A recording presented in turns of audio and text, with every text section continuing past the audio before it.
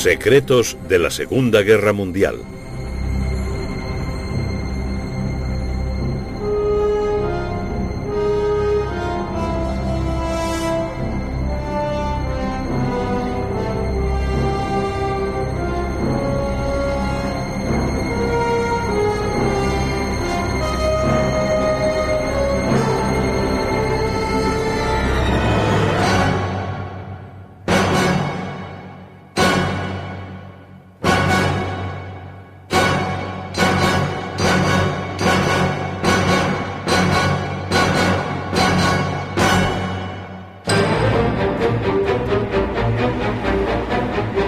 Misión secreta en el norte de África.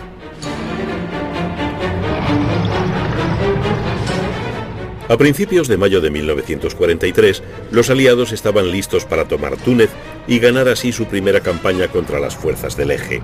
La victoria estaba solo a unos días de distancia, pero se combatía encarnizadamente.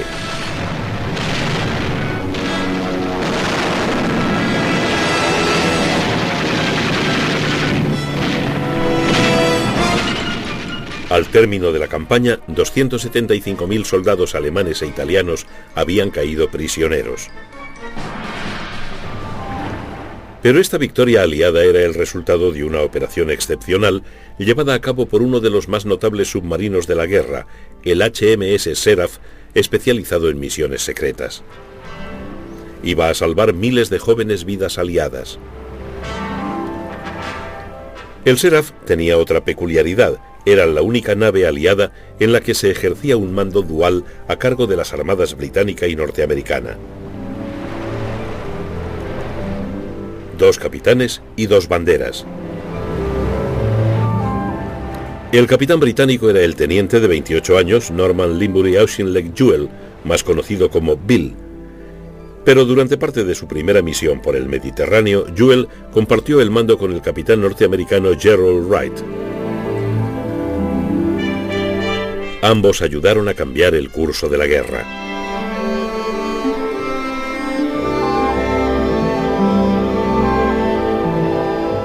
El Seraph sobrevivió a la guerra para convertirse en el más antiguo submarino de la Royal Navy en servicio, pero recibió su primera misión secreta poco después de concluir su periodo de pruebas en mayo de 1942. Votado en noviembre de 1941, el Seraph era un submarino de clase S, armado con torpedos de 21 pulgadas en la proa y con una ametralladora de 3 pulgadas en la cubierta de proa. Transportaba 12 torpedos y su tripulación de 44 oficiales y marineros se alojaba en camarotes atestados, el destino tradicional del tripulante de submarinos. El encantador y modesto comandante del Seraph medía más de 1,80 m, lo que le hacía, como ocurría con tantos pilotos y marineros, absurdamente grande para el reducido espacio de su nave.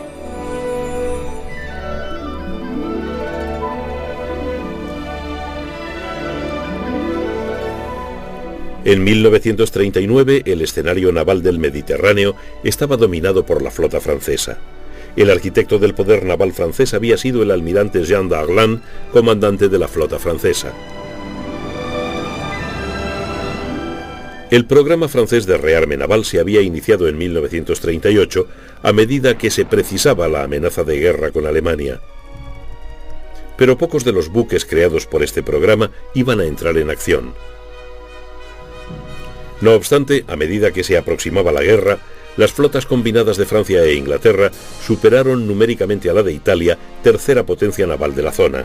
Franceses y británicos podían alinear a 3 portaaviones contra ninguno de los italianos. Los acorazados británicos y franceses operativos o en construcción superaban a los italianos por 11-4. Aunque la superioridad franco-británica parecía suficiente sobre el papel, este cálculo ocultaba el hecho de que los británicos tendían a concentrar en el Mediterráneo sus unidades más obsoletas. Y contrariamente a franceses e italianos, los británicos no tenían más de una docena de submarinos en la zona. Pero este equilibrio naval pronto iba a romperse.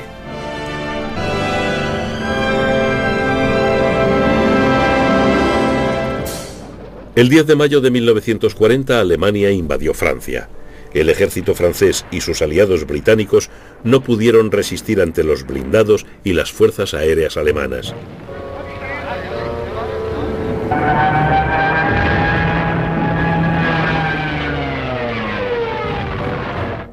El 14 de junio, la esvástica ondeaba en la Torre Eiffel. Y Adolf Hitler hacía su primera y última visita a París, el conquistador de turista. 4 días antes, el aliado de Hitler, el dictador italiano Benito Mussolini, había declarado la guerra a Francia. Mussolini se había mantenido en reserva hasta que la derrota francesa fue totalmente evidente. Pero entonces envió a 2 ejércitos a través de los Alpes para apoderarse de la jugosa golosina de la Riviera francesa. Solo se interponían en su camino 4 divisiones francesas, pero no les costó mucho detener a los italianos. Finalmente estos tuvieron que solicitar de los alemanes algunas unidades de transporte aéreo para poder enviar un batallón por detrás de las líneas francesas y asegurar el éxito. Era una temprana señal de que el aliado italiano iba a ser más una carga que una ayuda para las ambiciones estratégicas alemanas. La batalla de Francia había terminado y su envejecido líder, el mariscal Pétain, aceptó la partición de su país. Los alemanes ocuparon todo el norte y el oeste de Francia, incluyendo París y los puertos del Canal de la Mancha y del Atlántico. Oficialmente Pétain gobernaba el resto, incluyendo las colonias francesas del norte y del oeste de África, así como Indochina. El primer ministro británico Winston Churchill estaba ahora preocupado por el destino de la flota francesa. Si alemanes o italianos se apoderaban de ella, la situación de la Royal Navy en el Mediterráneo se vería gravemente amenazada. Eso era algo que la Royal Navy debía evitar.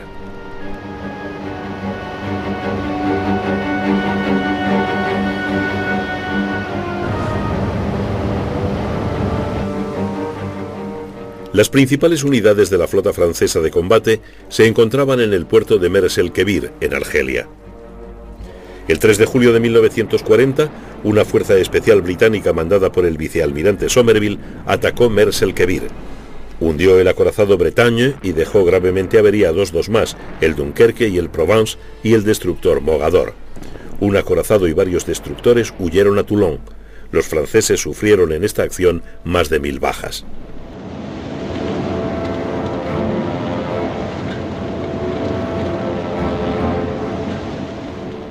La operación logró su objetivo, pero dejaría un persistente resquemor entre Francia e Inglaterra.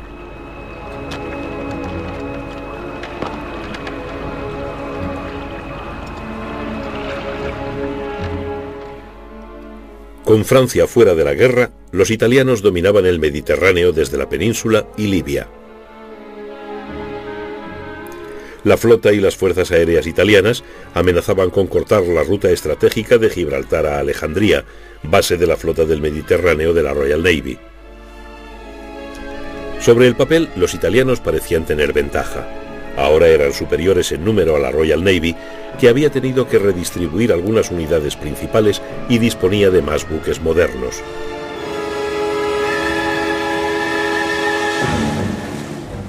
Pero a pesar de esa buena planta, el alto mando italiano no estaba dispuesto a arriesgarse a un encuentro con la flota británica. Previendo que la capitulación británica daría fin a la guerra en el oeste, Mussolini había decidido mantener su flota intacta. El comandante de la flota británica del Mediterráneo, el almirante Cunningham, era un marino cuya tarea principal era destruir la flota italiana de combate y garantizar la ruta de suministros hasta Malta y Egipto.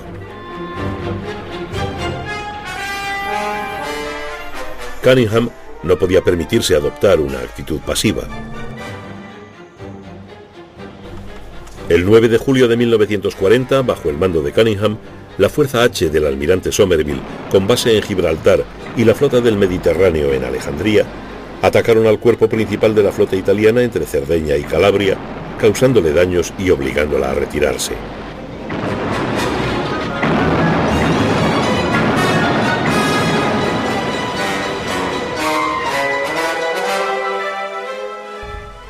Cunningham sabía que el control del Mediterráneo central y de los campos de batalla del norte de África se centraba de manera vital en conservar Malta, una isla a 75 kilómetros al sur de Sicilia. Malta estaba poderosamente fortificada y disponía de baterías antiaéreas y de costa, pero su supervivencia dependía de la regularidad de los convoyes desde Gibraltar. Estos fueron sistemáticamente atacados por las fuerzas aéreas italianas.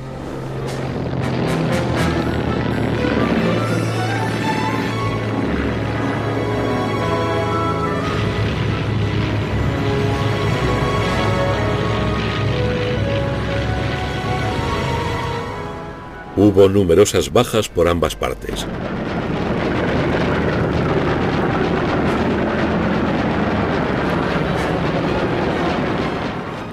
Pero Malta resistió. En noviembre, Cunningham decidió utilizar su portaaviones para lanzar un audaz ataque contra la base naval italiana de Tarento, en el tacón de la bota italiana. 2 oleadas de biplanos Swordfish, obsoletos pero eficaces, atacaron Tarento por la noche.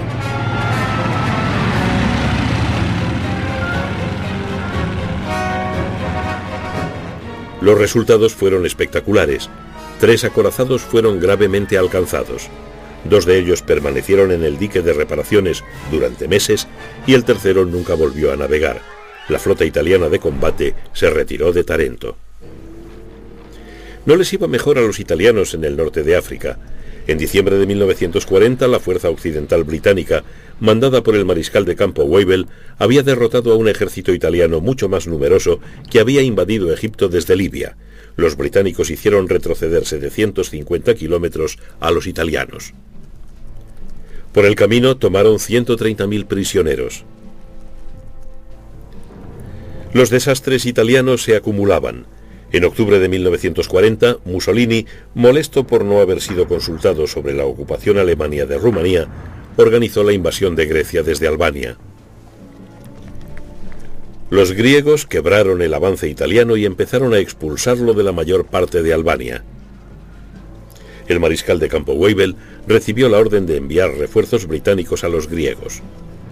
Pero cuando los alemanes iniciaron su propia invasión de los Balcanes en abril de 1941, los británicos tuvieron que hacer frente a su tercera gran evacuación de la guerra. Los transportes alemanes que volaron sobre el Partenón de Atenas se emplearon después para la invasión aerotransportada de Creta, defendida por 10.000 soldados griegos y 32.000 británicos evacuados de Grecia continental.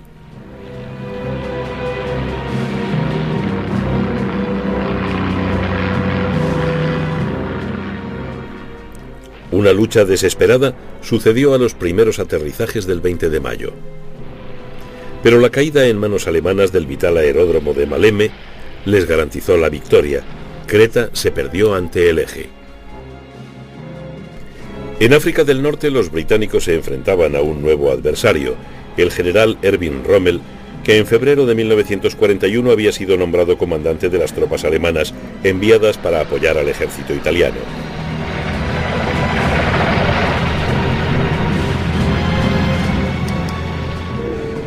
Pero Rommel no tenía la intención de contentarse con un papel secundario en el desierto occidental. Su Afrika Korps se puso pronto en movimiento.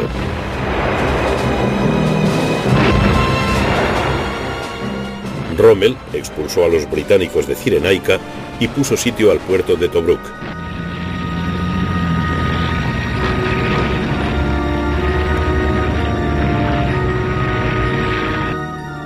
Su primera ofensiva inauguró una campaña de vaivenes durante la cual Rommel amenazó constantemente al poder británico en Egipto. Mientras tanto, en agosto de 1941, Winston Churchill se reunía con el presidente Roosevelt en Plasencia Bay, Terranova. Los dos hombres hablaron de los planes de guerra contra Alemania, pero su puesta en práctica exigía la entrada en guerra de los Estados Unidos. Churchill se consumía de impaciencia.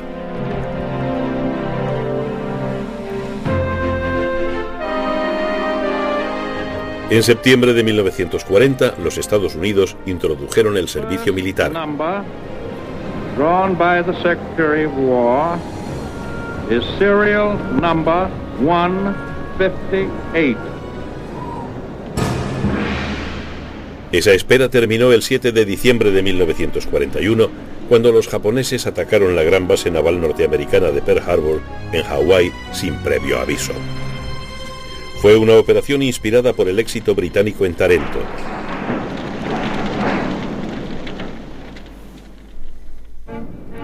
El 22 de diciembre de 1941, Churchill, Roosevelt y sus estados mayores se reunieron en Washington. A pesar de la intensa presión de los almirantes norteamericanos, Churchill y Roosevelt acordaron una política de Alemania primero. La derrota de Hitler sería prioritaria ante la guerra en el Pacífico. En enero de 1942, los primeros militares norteamericanos desembarcaban en Irlanda del Norte. Eran la vanguardia del poderoso ejército que iba a liberar Europa Occidental, pero de momento harían un poco de turismo.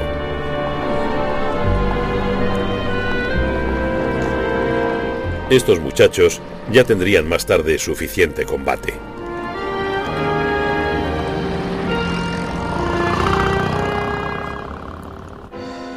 En el verano de 1942, Rommel infligió una importante derrota al octavo ejército británico, capturó Tobruk y persiguió a los británicos por Egipto.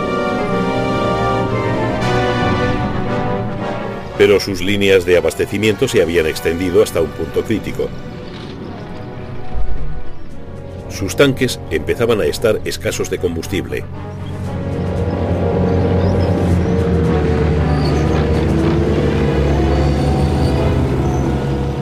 En este momento crítico, cuando la batalla del desierto occidental alcanzaba su punto culminante, el HMS Seraph llegó al Mediterráneo para unirse a la octava flotilla de submarinos de la Royal Navy.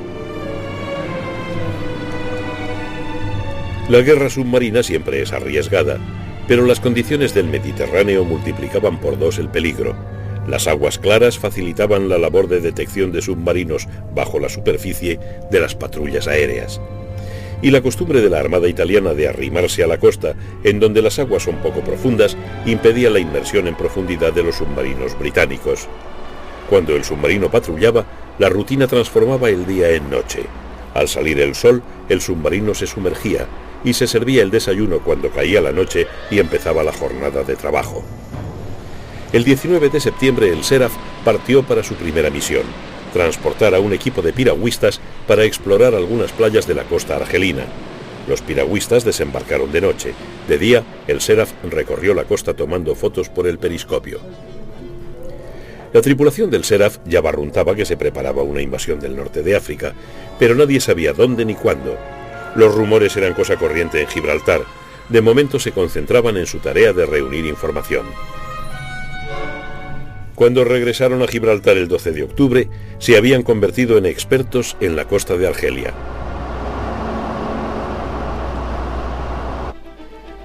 En la campiña inglesa se encontraba un importante aliado del Seraph, desconocido para Bill Jewell y su tripulación. A 75 kilómetros al norte de Londres, en Bletchley Park, se halla la Escuela Oficial de Claves y Codificación. Aquí es donde los criptógrafos británicos ganaron una batalla técnica fundamental al averiguar las claves militares alemanas codificadas en la máquina Enigma. Con Enigma, los mensajes se codificaban en una máquina parecida a una aparatosa máquina de escribir y se transmitían en Morse para ser descodificados por otra Enigma.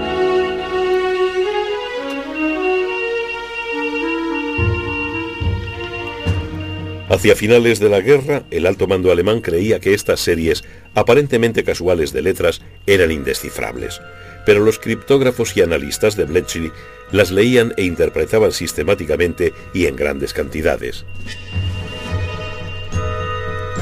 Las transmisiones de Enigma en el Mediterráneo, de nombre clave Ultra, permitieron a los equipos de Bletchley descubrir los horarios de partida y los cargamentos de los convoyes de abastecimiento del Africa Corps. Se encargó el trabajo a la Fuerza Aérea del Desierto.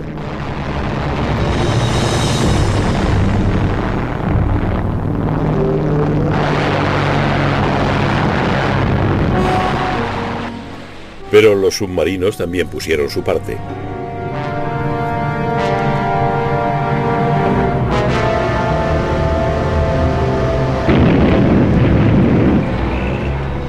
Mientras Rommel luchaba contra la escasez de suministros, el octavo ejército disfrutaba de una reestructuración general.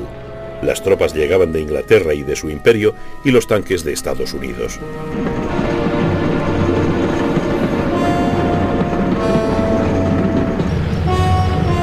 El general Montgomery, nuevo comandante del octavo ejército, confiaba en poder derrotar a Rommel en una batalla de desgaste. En Londres, en julio de 1942, ingleses y norteamericanos se pusieron de acuerdo para una invasión conjunta de África del Norte. Se consideró que esta era la mejor opción después de una invasión por el Canal de la Mancha que no podía intentarse todavía en 1942. La invasión del norte de África, bautizada como Operación Antorcha, emplearía un ejército norteamericano que se iba reuniendo en Inglaterra, previamente bien entrenado en casa. También permitiría darle un papel a la Reserva Territorial Británica, excedente de los requisitos estratégicos, ahora que había disminuido el peligro de una invasión alemana. Los norteamericanos mostraban la máxima confianza, pero este iba a ser su bautismo de fuego. Pero una cuestión preocupante planeaba sobre la Operación Antorcha. ¿Qué recepción encontraría la fuerza de invasión de tropas novatas por parte de los 150.000 soldados de Vichy estacionados en las colonias francesas del norte de África? Cuando los transportes de tropas zarparon de Norteamérica, la cuestión seguía sin resolver.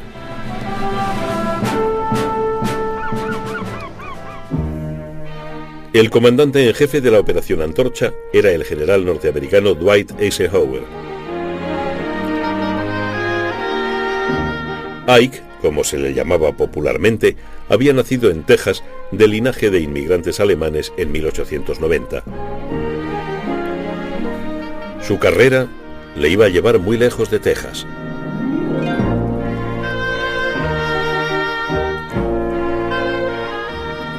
Había estudiado en la Academia Militar de West Point y en 1920 era ya comandante.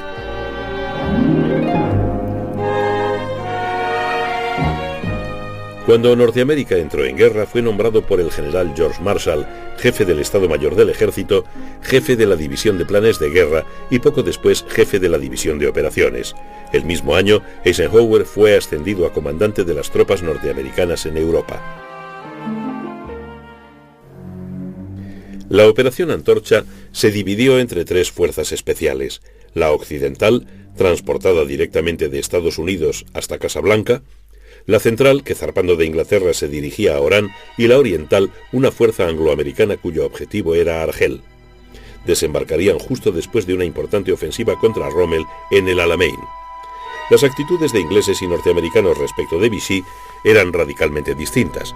Los norteamericanos habían mantenido las relaciones con el gobierno de Pétain y estaban dispuestos a negociar con él, pero desde junio de 1940 los británicos veían en Vichy a un enemigo.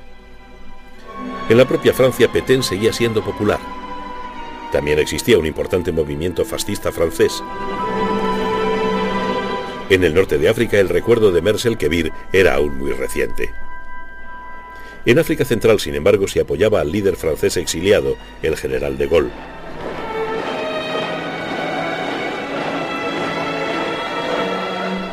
Pero en el norte de África, los militares permanecían leales a Pétain y Vichy. La tarea de los diplomáticos norteamericanos era sortear este campo minado de cambiantes lealtades. El más importante de ellos era el agente diplomático norteamericano en África del Norte, Robert Murphy, un hombre con amigos franceses en altos cargos. Murphy había instalado una red de información con el consentimiento del comandante en jefe de las fuerzas francesas en África del Norte, el antinazi general Weygand. Semanas antes de los desembarcos de la Operación Antorcha, Murphy fue llamado a Washington para informar personalmente al presidente y al general Marshall. Murphy comunicó a Marshall que muchas cosas dependían de tres figuras clave de la Francia de Vichy. El oficial superior más pro-norteamericano era el general Mast, segundo comandante de las fuerzas francesas en Argelia. Mast estaba deseando reunirse clandestinamente con los norteamericanos. Pero la figura más poderosa era la del enigmático almirante Daglan, lugarteniente de Pétain. Si los norteamericanos negociaban con Vichy, ¿no sería Daglan el sucesor del anciano y desacreditado Pétain? El comodín de la baraja era el general Henri Giraud, héroe de ambas guerras mundiales y en virtual arresto domiciliario en la Francia de Vichy. Había estado actuando en secreto para poner a Francia del lado de los aliados. Por el contrario, Daglan había jurado fidelidad a Pétain y era comandante en jefe de las Fuerzas Armadas de Vichy, pero le había sugerido a Murphy que sus tropas de África del Norte podrían volverse contra los alemanes si los norteamericanos desembarcaban con fuerzas suficientes. Quizá no resulte sorprendente que Murphy empezara a perderse un poco en este laberinto de maniobras. ¿Qué les esperaba a las fuerzas de la Operación Antorcha en África del Norte? ¿Flores o balas? A menos de 3 semanas para la invasión, era esencial para el alto mando aliado conocer la respuesta.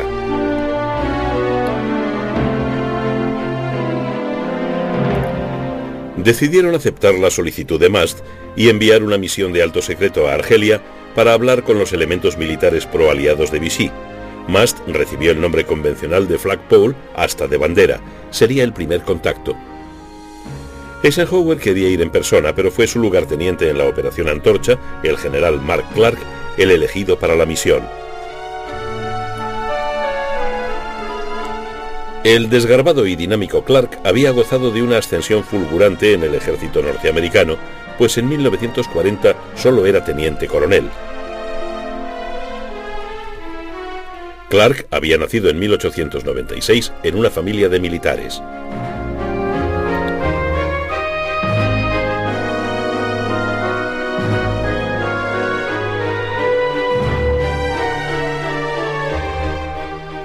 Tras graduarse en West Point en 1917, había servido en combate en Francia y había sido gravemente herido mientras mandaba un batallón de infantería. Clark no era la opción más lógica, no hablaba francés e ingenuamente creía que los franceses del norte de África recibirían con entusiasmo a las barras y estrellas o se verían obligados cuando menos a saludar. El 17 de octubre, Winston Churchill, a quien Clark había conocido esa noche en el 10 de Downing Street, aprobó inmediatamente la misión. Churchill le dijo a Clark que su misión podía salvar miles de vidas. Clark no podía actuar en solitario.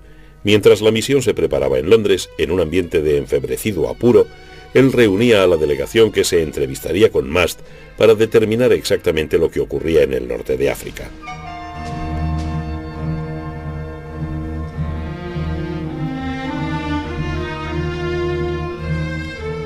Sus miembros eran el general de brigada L.L. Lemnitzer, jefe de la sección de planes de las fuerzas aliadas, cuya tarea sería conseguir información sobre el despliegue de las fuerzas militares de Vichy.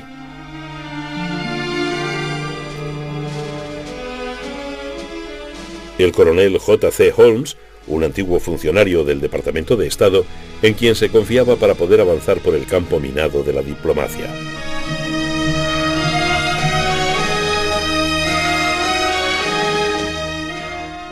El coronel Arch Amblen, especialista en transporte y suministros de Antorcha, que trataría de lograr información sobre las capacidades portuarias.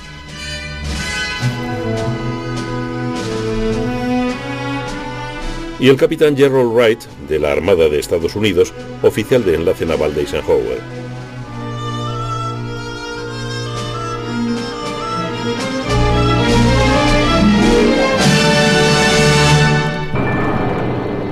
Al amanecer del 19 de octubre, Clark y su grupo despegaron hacia Gibraltar en dos B-17.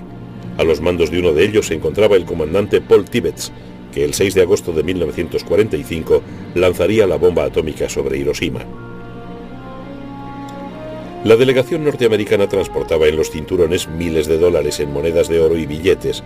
Si las cosas se ponían mal en Argelia, el soborno podía hacerse necesario.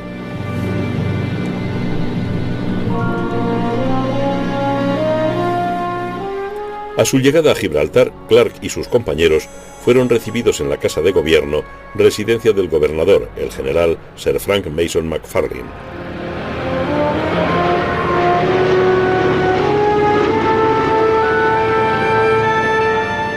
Aquí es donde intervino el Sheriff. Bill Jewell había sido informado de que su submarino quedaba asignado a operaciones políticas especiales. La orden del almirantazgo añadía: es imprescindible la máxima discreción a la hora de informar a los oficiales y todas las órdenes subsiguientes deben ser destruidas inmediatamente después de aprenderlas de memoria. El comandante de la flotilla de Jewell le dijo que se preparara para recibir a unos visitantes inesperados.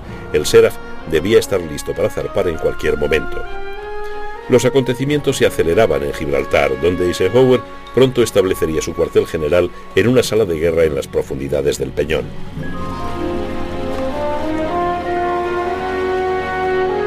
En la casa de gobierno, Jewell estaba descubriendo lo especiales que eran sus invitados y la naturaleza de la operación política a la que el Seraph había sido asignado. No solo debía transportar a Clark y a su delegación al norte de África, sino que también debía albergar a su escolta. 3 comandos británicos al mando del capitán Godfrey Jumbo Kearney acompañarían a los norteamericanos. Jewell conocía bien a Kearney y a sus compañeros, el capitán Livingston y el teniente Foote, desde los tiempos de sus entrenamientos en Holy Loch, Escocia. Iban armados hasta los dientes y preparados para todo, aunque no supieran exactamente lo que podían esperar.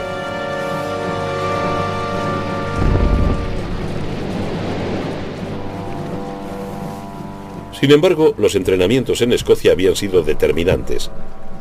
Estos comandos eran especialistas en plegar canoas de tela, los denominados fall boats. Con esos botes, Clark y sus hombres desembarcarían en Argelia para reunirse con el general Mast. Por desgracia, ninguno de los norteamericanos había podido practicar con ellos.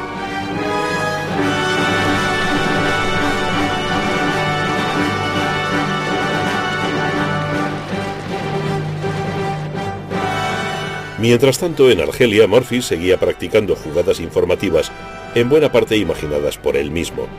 En Londres, Eisenhower se inquietaba progresivamente por la falta de toda certeza sobre las intenciones del ejército de Vichy y de los restos de la flota francesa, encerrados en sus puertos, pero aún peligrosos. Quizá Mark Clark, navegando hacia el sur en el Seraph, daría con la respuesta.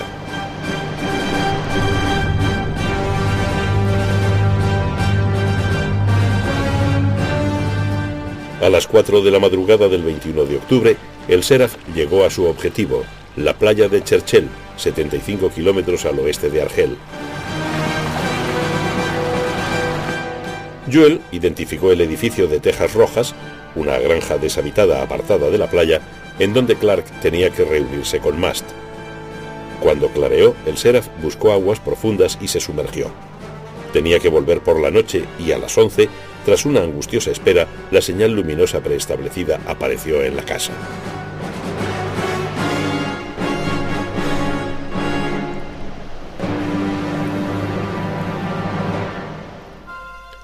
En ese momento, Clark y su grupo, así como los comandos, cruzaron a remo los 700 metros que les separaban de la orilla. Habían tomado la precaución de interrumpir el viaje desde Gibraltar para practicar la maniobra.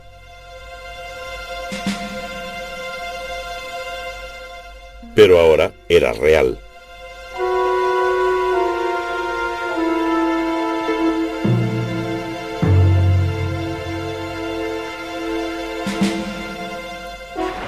Una tensa hora después, los comandos comunicaron por señas y luego por radio que todos habían desembarcado y que el comité de recepción previsto les esperaba. El Seraph desapareció en la oscuridad para recargar sus baterías y esperar.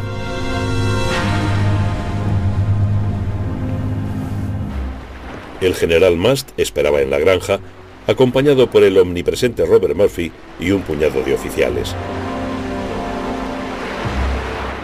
El Seraph navegaba a unas 8 millas mar adentro. Clark y sus compañeros estaban solos. El propio Clark se encontró enredado en la telaraña de Murphy. Murphy insistía en que Mast fuera considerado por detrás de Daglan, pero Mast exclamó que él solo era leal a Giraud. Más aún, exigió detalles de la invasión y especialmente de la implicación británica como condición para contar con él. Así transcurrió el día y se hizo de noche. Mientras se seguía discutiendo, unos funcionarios de aduanas, informados de unas idas y venidas a una casa previamente deshabitada, decidieron ir a ver. Podían ser contrabandistas nocturnos. Fueron a investigar. Clark y sus compañeros escaparon bajando a la bodega por una trampilla. Con la respiración contenida, podían oír a Murphy y Mast por encima de ellos, intentando convencer a los aduaneros de que habían interrumpido una juerga. Ahora el tiempo corría deprisa para los norteamericanos. Al salir de la bodega, la delegación de Clark y los comandos volvieron a la playa, esperando reembarcar rápidamente en el Seraph. Pero el tiempo había empeorado.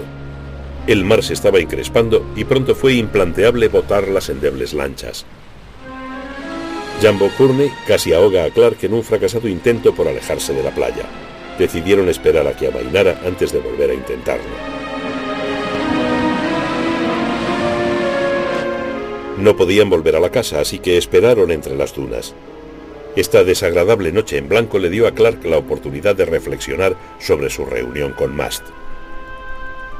Clark se había negado a comentar los planes de los aliados o a descubrir qué parte de la fuerza de invasión estaba ya en camino, pero había conseguido información importante: la capacidad de tonelaje de los puertos de invasión, los planes navales franceses para rechazar el desembarco, en qué puntos habría una fuerte resistencia y en cuáles sería solo aparente. En la madrugada del 23, el Seraph se acercó a 450 metros de la orilla. El mar seguía al grueso, pero con sus prismáticos Courtney había descubierto centinelas por el este y por el oeste. Decidieron hacer otro intento. Por razones nunca explicadas, Clark se dejó los pantalones del uniforme con la etiqueta de identificación en la playa.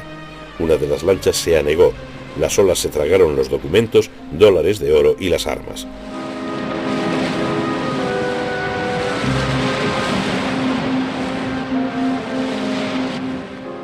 Pero todos lograron llegar a salvo al submarino. Una vez reembarcados Clark, sus compañeros y la escolta, el Seraph se alejó rápidamente de tan peligrosa costa. A la mañana siguiente los norteamericanos pasaron a un hidroavión Catalina que los devolvió a Gibraltar para informar a Eisenhower.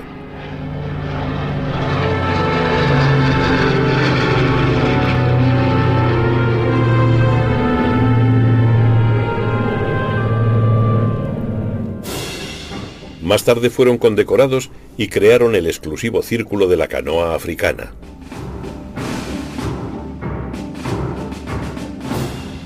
Cuando Clark llegó de vuelta a Gibraltar, Montgomery ya había lanzado la ofensiva del Alamein contra el Africa Corps.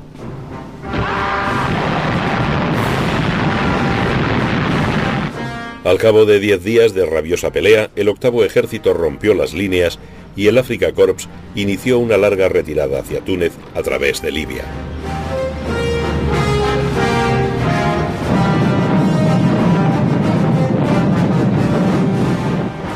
Mientras se combatía duramente en el Alamein, la fuerza de invasión de la Operación Antorcha se acercaba a la costa norteafricana.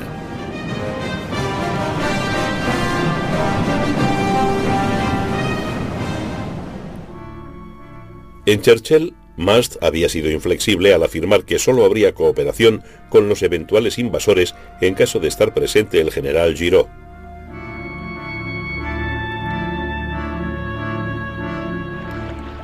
Con el tiempo previo agotándose, la invasión estaba prevista para el 8 de noviembre, se tomó la decisión de traer a Giraud desde el sur de Francia. De nuevo se eligió al Seraph para esta misión secreta.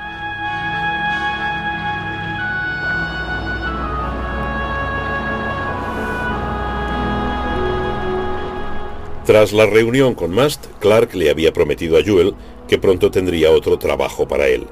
Era este. Se había establecido contacto con Giraud, pero este no quería saber nada de los británicos. Insistió en negociar exclusivamente con norteamericanos.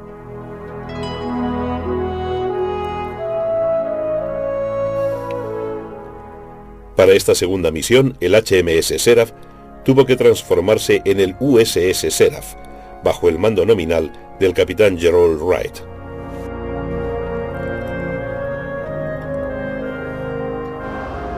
De nuevo zarpó de Gibraltar, transportando a Wright y a otro oficial norteamericano, el teniente coronel Bradley Gaylord, del Ejército del Aire de los Estados Unidos. También iban a bordo Jumbo Courtney y sus alegres comandos degolladores.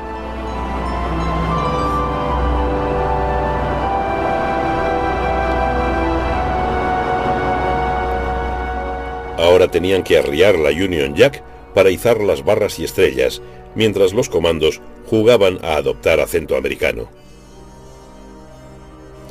El hombre al que tenían que sacar de la Francia de Vichy no era un vulgar comandante, era un patriota y alguien a quien los aliados sabían que tenían que tratar con guantes de seda. Giraud recibió el nombre convencional de Kingpin, piedra angular.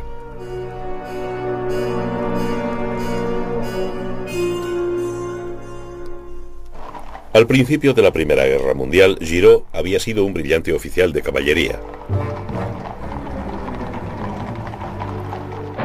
Pero el frente occidental no resultó lugar adecuado para la caballería. Giraud saltó a la fama al escapar audazmente de un campo de prisioneros en Alemania.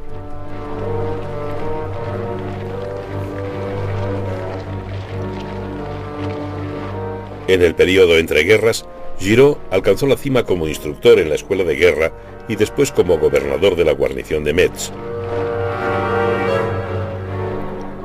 En mayo de 1940, con la batalla de Francia ya perdida, Giraud tomó el mando del 9º Ejército.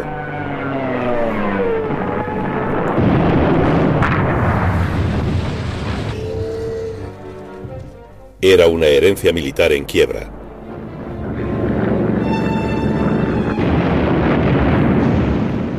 El frente francés había desaparecido.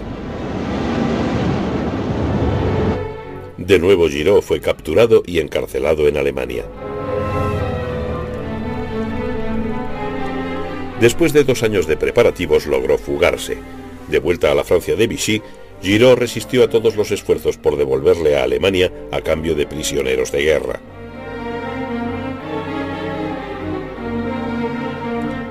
En otoño de 1942, Giraud inició conversaciones secretas con el general Mast.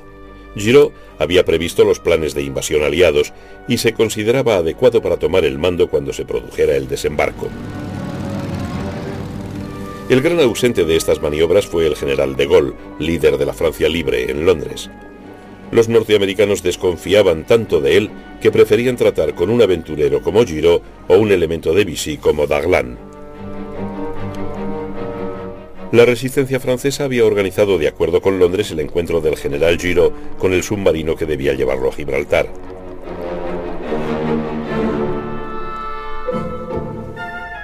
El punto de reunión era el pueblecito turístico de Le Lavandou. Otro submarino británico, el HMS Sybil, estaría también allí con otro equipo de franceses. En la noche del 5 de noviembre, el Seraph esperaba a Giraud mar adentro de una playa cercana a Le Lavandou. Hubo numerosos retrasos y finalmente un pescador local tuvo que llevar al general. Todo esto constituyó un asunto especialmente penoso para los nervios de Juel y sus hombres, agravado por la presencia de una torpedera alemana que afortunadamente no descubrió al submarino en superficie. Cuando Giraud subió finalmente a bordo del Seraph, quedó claro que había comprendido el truco de las banderas. Y para consternación general, hablaba un inglés perfecto. Giraud también rehusó firmar una declaración política preparada por Eisenhower, afirmando con falsa ingenuidad que él era un simple soldado que no podía implicarse en política.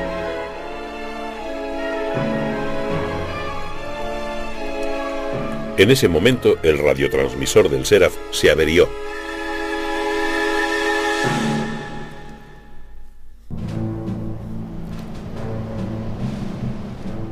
La flota de invasión estaba ya en su última fase de reunión, constituyendo una concentración demasiado importante para seguir oculta a la inteligencia alemana. Las inexpertas tropas se preparaban para el combate. La inteligencia naval alemana observaba el avance de la flota de invasión, pero había deducido equivocadamente que se trataba de un gigantesco convoy hacia Malta. Pero alguien observaba a los observadores.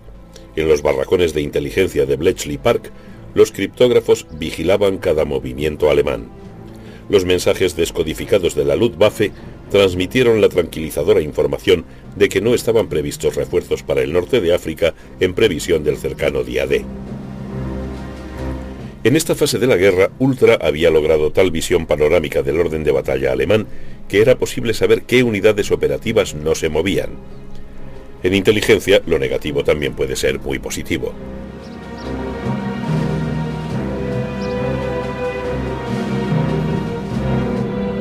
Hitler y su alto mando solo podían suponer cuál sería el próximo golpe de los aliados. Mientras tanto, y con la radio estropeada, Jules decidió olvidar las normas y emerger en pleno día. Era un riesgo terrible, porque los aviones aliados habían recibido la orden de atacar a todo submarino a la vista. Milagrosamente, el primer avión avistado fue el Catalina, enviado a buscarles, pues hacía tiempo que se les esperaba en Gibraltar.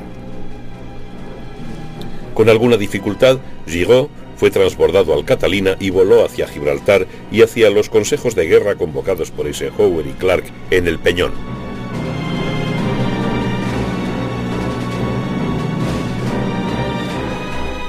Eisenhower había sacado premio, pero Giraud era un cliente quisquilloso, y estaba en Gibraltar, no en Argel.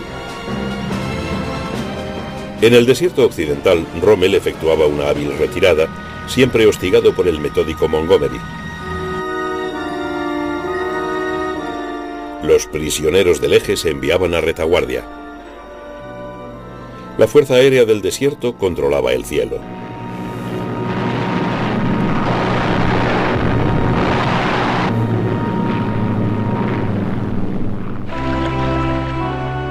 Era medianoche menos un minuto para las colonias de Vichy del norte de África, el momento de la decisión para las fuerzas francesas de Vichy y sus comandantes.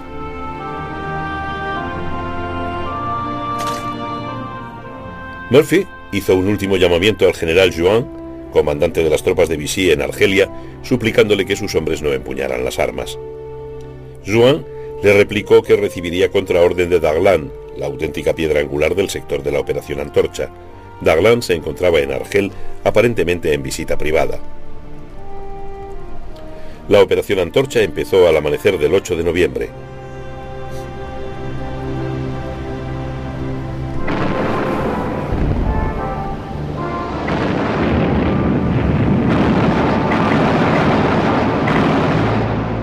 Las fuerzas especiales central y occidental recibieron una candente acogida por parte de las unidades navales francesas. El desembarco se realizó en medio de una considerable confusión. En Casablanca, las tropas que avanzaban hacia el interior se vieron envueltas en duros combates callejeros.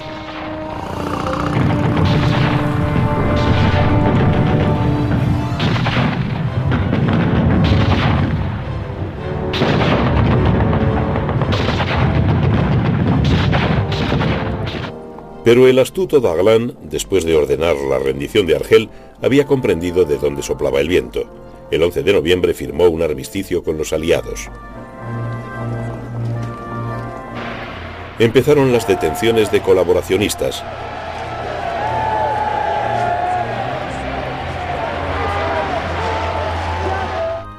Daglan, el hombre por el que siempre habían apostado los norteamericanos, estaba ahora de su parte.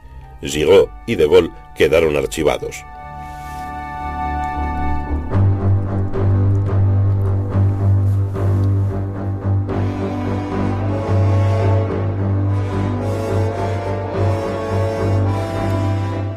La reacción de Hitler fue veloz. Sus tropas invadieron la zona libre de Francia. Al anochecer del 11 de noviembre, toda Francia estaba bajo ocupación militar alemana y el gobierno de Pétain era un cero a la izquierda.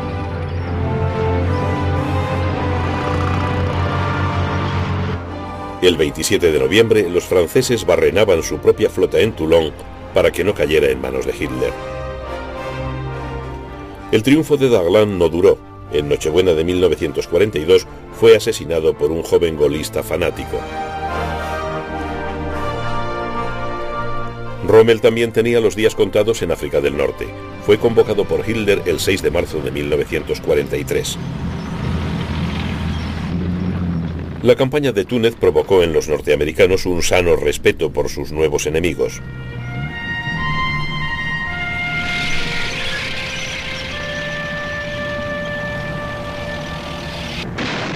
Pero esos duros combates proporcionaron tanto a la tropa como a sus jefes la experiencia necesaria para luchar hasta la liberación de Europa.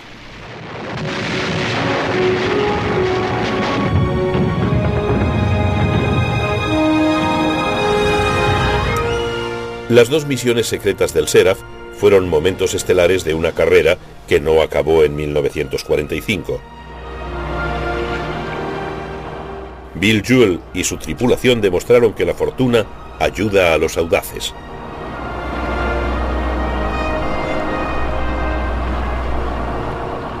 Eisenhower apreció perfectamente la contribución del Seraph a la Operación Antorcha.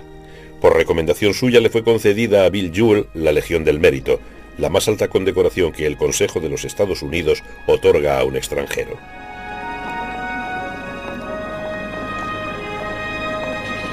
En opinión de Eisenhower, el Seraph y su valiente tripulación ayudaron a salvar miles de vidas aliadas.